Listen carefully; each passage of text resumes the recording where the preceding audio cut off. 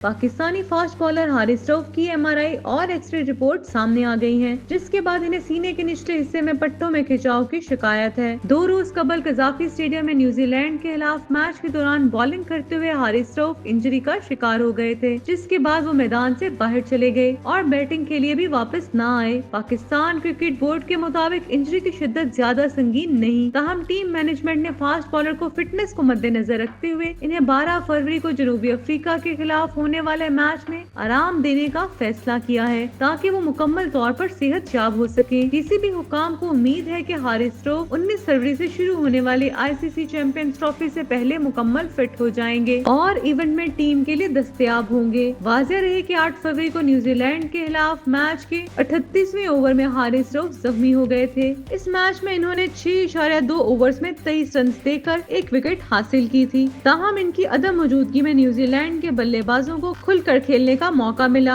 और इन्होंने 329 रन का बड़ा मजमुआ बना लिया और पाकिस्तान ये मैच 78 रन से हार गया था।